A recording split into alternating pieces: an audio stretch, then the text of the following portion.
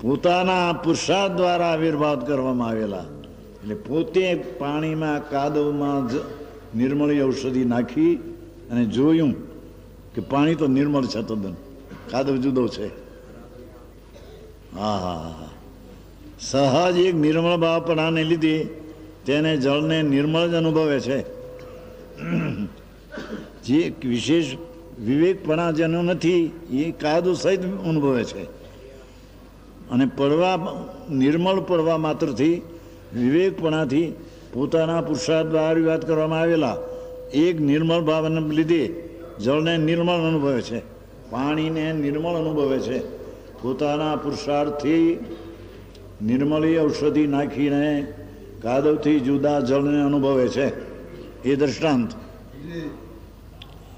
એવી રીતે એ દ્રષ્ટાંતને રીતે પ્રબળ કર્મના મળવાથી હા હા હા, ભગવાન તો નિર્મળાનંદ છે, પણ કર્મ જળનું નિમિત્તના સંબંધમાં આવવાથી, નિમિત્તના સંબંધમાં આવવાથી, કર્મથી નહીં પણ તેના સંબંધમાં આવવાથી, કર્મના મળવાથી, એમ છે ને કીધું ને, કર્મનું નિમિત્ત થયું, જેનો સહજ એક જ્ઞાયક ભાવ તિરુભાવ થઈ ગયો છે. હા હા, ઝીણી વાત છે થોડી, કે અનાદિ આત્મા સહજ જ્ઞાયક ભાવ છે, એ તો કોઈ દી તિરુભાવ થતો નથી, ઢંકાતો નથી, છતાંય તિરુભાવ કીધો. એટલે કે એ કાદવને એ ઓલા કર્મના મેલને અનુભવનાર સાક્ષાત ચૈતન્ય છે, તેને જાણતો નથી, તેથી તેને તિરુભૂત છે.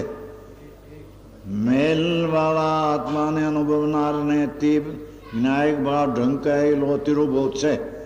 જ્ઞાયક ભાવ તિરુભૂતને આવિર્ભાવ હોઈ શકે નહીં. શું કહેવાય છે પંડિતજી? જ્ઞાયક ભાવ ત્રિકાળ નિરાવરણ નિર્મળ છે, પણ મેલથી અનુભવનારને એ તિરુભૂત એને છે ચીજ તે દેખાતી નથી, મેલ દેખાય છે, એથી એને તિરુભૂત કહેવામાં આવે છે. વસ્તુ તિરુભૂત થઈ નથી. ઝીણી વાત છે થોડી. આત્મા તો આત્મા નિર્મળાનંદ જળ શુદ્ધ છે, પણ કર્મના, રાગના, દ્વેષના, પુણ્યપાપના મલિન ભાવથી અનુભવે છે. તેથી તેને જ્ઞાયક ભાવ છતો છે અંદર, એ ઢંકાતો નથી, પણ મળન મેલના અનુભવનારને અનુભવમાં આવતો નથી, એને ઢંકાયેલો દેખાવામાં આવે છે. સમજાય છે કાંઈ? જ્ઞાયક ભાવ જે છે ચૈતન પ્રભુ દ્રવ્ય, એ તો ત્રિકાળ નિરાવરણ છે. અંદર ચૈતન પ્રકાશનો પૂર જે છે, હા હા હા, સચ્ચિદાનંદ પ્રભુ દ્રવ્ય વસ્તુ ત્રિકાળ નિરાવરણ છે. ત્રિકાળ અખંડ એક અવિનાશી છે. એ કોઈ તિરુભૂતને આવિર્ભાવ થતો નથી. તિરુભૂત એટલે ઢંકાવું, આવિર્ભાવ એટલે પ્રગટ થવું. એ જ્ઞાયક ભાવમાં થવું નથી. પણ રાગ ને દ્વેષના અનુભવને તે ભાવ જ્ઞાયક પ્રગટ હોવા છતાં રાગને અનુભવનારને એને જ્ઞાયક ભાવ તિરુભૂત થઈ ગયો છે, એને ઢંકાઈ ગયો છે.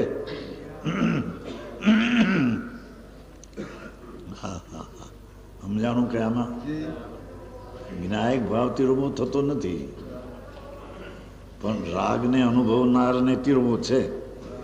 કારણ કે એની દ્રષ્ટિ ત્યાં નથી, એ રાગની દ્રષ્ટિ છે. પુણ્ય પાપના વિકલ્પમાં પીડ્યો, ન્યા પીડ્યો, ગૂંચાઈ ગયો છે.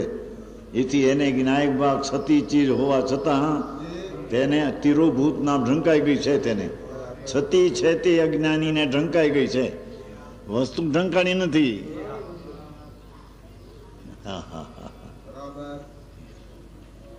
એ જરી થોડા શબ્દમાં પણ ફેર છે. જ્ઞાયક ભાવ જે ત્રિકાળી ચૈતન રસખંડ છે, પ્રજ્ઞા બ્રહ્મ સ્વરૂપ છે. પ્રજ્ઞા એટલે જ્ઞાન ને બ્રહ્મ એટલે આનંદ. એ જ્ઞાન ને આનંદ સ્વરૂપ છે એ તો ત્રિકાળ નિરાવરણ છે. એને આવરણ, વસ્તુને આવરણ હોતું નથી. વસ્તુને આવરણ હોય તો વસ્તુ અવસ્તુ થઈ જાય. સમજાય છે કાંઈ? હા હા, આવી વાતો છે. પણ એ છતી ચીજ અંદર હોવા છતાં તેના ઉપર નજર ન કરતા એકલા પુણ્યપાપના રાગદ્વેષમાં નજરવાળાને તે છતી ચીજ છે તે અછતી નામ તિરુભૂત ઢંકાઈ ગઈ છે. મેલના રાગના અનુભવ કરનારને છતી ચીજ હોવા છતાં તેને ઢંકાઈ ગઈ છે. હા હા, ભાષા પાસાઓ છે. હા,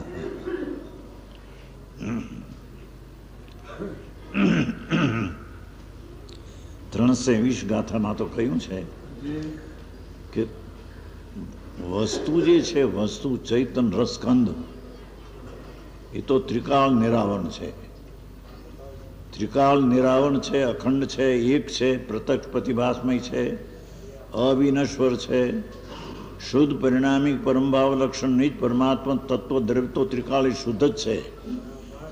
એને કોઈ દી અશુદ્ધ ને એમાં ભેદ પડતા નથી. વસ્તુ તો જ્ઞાયક તે કાળ છે, પણ અજ્ઞાનીને રાગના અનુભવ આગળ જ્ઞાયક ભાવ અંદર હોવા છતાં તે તરફ દ્રષ્ટિ નથી. તેથી તેને જ્ઞાયક ભાવ છતો હોવા છતાં રાગના અનુભવનારને તિરુભાવ થઈ ગયો છે. હા હા હા હા હા, આ તો સિદ્ધાંત છે. હે, હા હા, પચવાને માટે વખત જોઈએ બાપુ. હા હા હા, જેમ પાણી નિર્મળ હોવા છતાં કાદવ વાળો અનુભવે છે, એને પાણી તિરુભૂત થઈ ગયું છે, ઢંકાઈ ગયું છે. પાણી તો નિર્મળ છે, પણ કાદવ સહિત પીનારને પાણી ઢંકાઈ ગયું છે. આને આ કારણે પાણી તો પાણી છે, પાણીમાં કંઈ ઢંકું પણ નથી. એમ આત્મા જ્ઞાયક ભાવ છે, ચૈતન્ય આનંદ રસ છે, સચિદાનંદ ધ્રુવ નિત્યાનંદ છે, અવિનાશી પરમાત્મા સ્વરૂપ છે. તે તો ત્રિકાળ નિરાવરણ છે, પણ તેના ઉપર જેની નજર નથી અને રાગના દયાદાન કે કામ ક્રોધના વિકારી પરિણામો પર નજર છે, તેને છતી હોવા છતાં અછતી છે, એને તિરુભર ઢંકાઈ ગઈ એમ કહેવામાં આવે છે. હા હા હા, કેટલું આમાં યાદ રાખવું.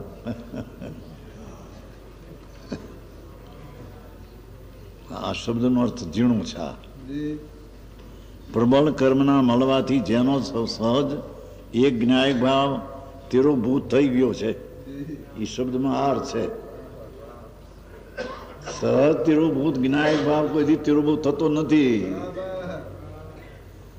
પંડિતજી. હા હા હા, ભગવાન તો દ્રવ્ય સ્વરૂપે વસ્તુ સ્વરૂપ સ્ફટિક મણીની જેમ નિર્મળાનંદ, કાલ કહ્યું હતું ને, જેમ નિર્મળતા રે સ્ફટિક તણી તેમજ જીવ સ્વભાવ રે શ્રીજીન વીરે રે ધર્મ પ્રકાશીયો પ્રબળ કષાય અભાવ રે. પુનઃને પાપના કષાયથી રહિત ભગવાને ધર્મ બતાવ્યો છે, એને એ જોતો નથી. અને રાગને જુએ ને પુણ્યને જુએ છે કે મેં પુણ્ય કર્યા, મેં આ કર્યું, મેં આ કર્યું. એના પુણ્યાદિને જોનારને જ્ઞાયક ભાવ ત્રિકાળ નિરાવરણ હોવા છતાં એ પ્રગટ થતો નથી. પણ આ રાગના અનુભવનારને નથી દેખાતો, માટે તેને તિરુભૂત થઈ ગયો છે એમ કહેવાય છે. હા હા હા, આવી વાતો છે. હું આવો ધર્મ કઈ જાતનું કે બાપુ ધર્મનું સ્વરૂપ આવું છે ભાઈ. ભગવંત તારી ચીજ કોઈ અંદર જુદી છે, અલૌકિક છે, તે એને સાંભળી નથી ભાઈ. હા હા હા હા, શું કહ્યું આ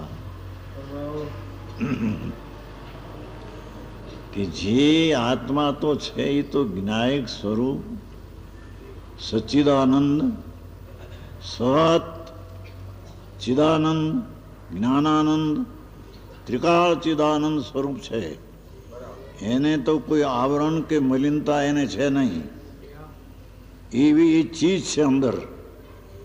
પણ એવી ચીજ હોવા છતાં જેને રાગની પુણ્ય પર પાપના ભાવ પર લક્ષ છે તેને તે લક્ષમાં આવતો નથી. માટે છતી ચીજ હોવા છતાં તેને તિરુભૂત ઢંકાઈ ગયું એમ કહેવામાં આવે છે. હા હા હા હા હા આવી વાત છે પ્રભુ.